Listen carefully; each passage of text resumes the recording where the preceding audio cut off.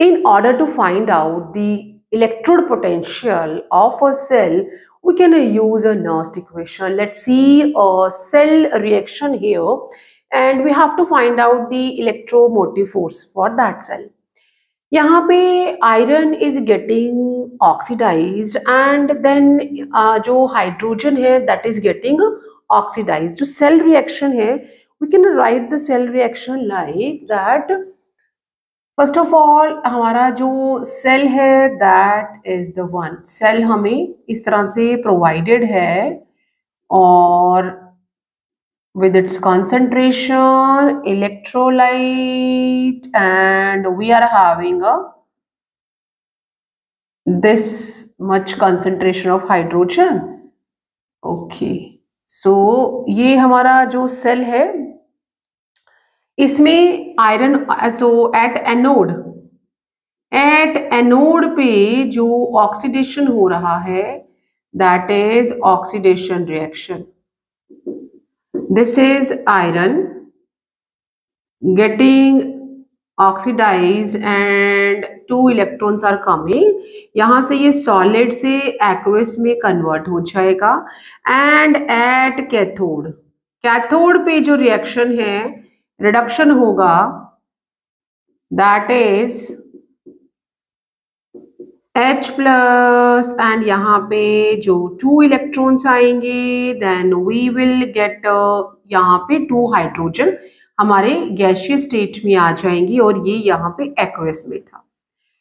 अगर मैं ओवरऑल जो रिएक्शन सेल रिएक्शन लिखूं तो क्या हो जाएगा that is Fe plus H and हमें यहाँ पे 1 मिनट 2 हाइड्रोजन, ये जो है वो हाइड्रोजन इस तरह से गैस आएगी तो यहाँ पे हमें 2 इलेक्ट्रॉन देने हैं तो 2 हाइड्रोजन जो है होने चाहिए और we will have this one. यहाँ पे आ जाएगा Fe2 plus and H2 which is in gaseous, ये आ जाएगा एक्वस में और यहाँ पे आ जाएगा 2 and this one in aqueous stage और ये सॉलिड में था.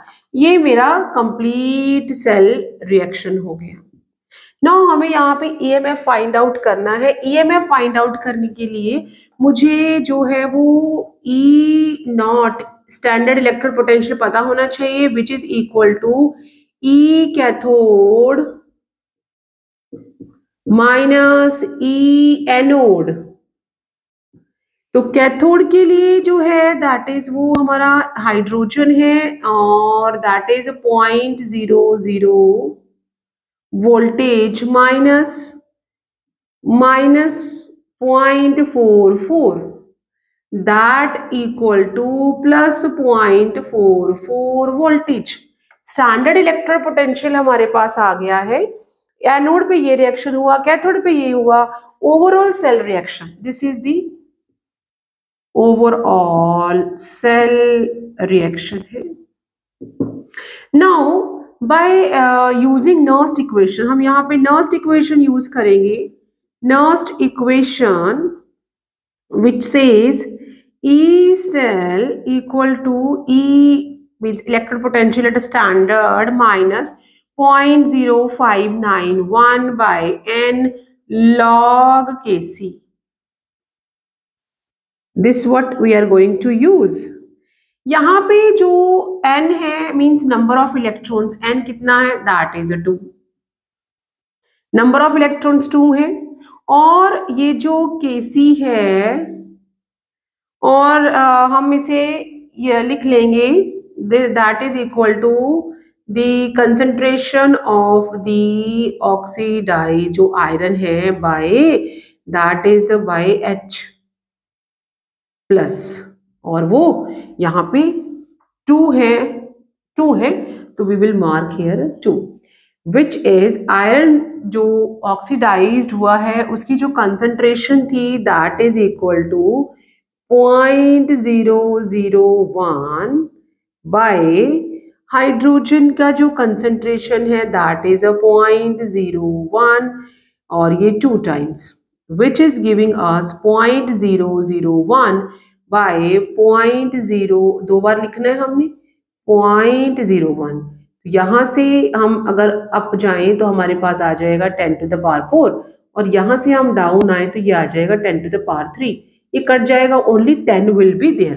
तो हम इसकी वैल्यू यहाँ पे दैट इज ओनली 10, जो यहाँ हम इसे क्यू लिखते हैं, दैट लॉग क्यू, हम यहाँ पे इसे क्यू लिखते हैं, दैट इज द क्यू। और ये जो क्यू की वैल्यू है वो सिर्फ 10 आ गई है, दैट इज इक्वल टू 10। यहाँ हम इसे अप्लाई करेंगे, दैट इज ई सेल जो हमने फाइंड आउट करना है, इलेक्ट्रोमोटिव फाइंड आउट करना है, दैट इज ई हमारा जो स्टैंडर्ड है वो आ गया है 0.44 माइनस 0.0591, और n जो है वो 2 है। जो log q, log हम ऐसे लिखेंगे और q की वैल्यू जो है वो 10 है। log 10 का मतलब होता है 1, ठीक है। तो हम इसे क्या लिख देंगे, दैट इज 0.44 इंटू, अब यहां से हम 2 से इसे कट कर देंगे तो that is 0.02 and 9 and 5 and 5, तो यहाँ पे आ जाएगा 0.02955 और इंटू 1 हम ब्रैकेट में लिख देंगे, बिकॉज log 10 की वैल्यू क्या होती है, 1 होती है। नाउ यहाँ पे हम मल्टीप्लाई नहीं है, यहाँ पे माइनस का साइन है, तो ये हम अब इसको जब हम मल्टीप्लाई करेंगे तो 1 से मल्टीप्लाई करेंगे, it will be remain same, that is 0.44 minus 0.0295, और दैट्स, और 5 भी लिख लो। तो अब आप इसको माइनस करेंगे, दैट विल बी 0.4400, कुछ नहीं है तो हम 0 लिख रहे हैं, 0.02955। अब हम यहाँ से कैरी आउट लेते जाएंगे, it will become 10, 9, 9 and it is 3, तो हमारा आंसर आ जाएगा 5, 4 एंड 0 एंड 1 एंड 4। तो जो सेल वोल्टेज या इलेक्ट्रोमोटिव फोर्स आ गया है, दैट इज 0.410 वोल्ट। मीन्स आगे हम नहीं जा रहे, दैट्स ओनली, तो 0 पॉइंट, ये जो है ई सेल आ गया है at, calculate the EMF of the following cell at 25. तो E cell at 25 degree Celsius is 0.410 voltage.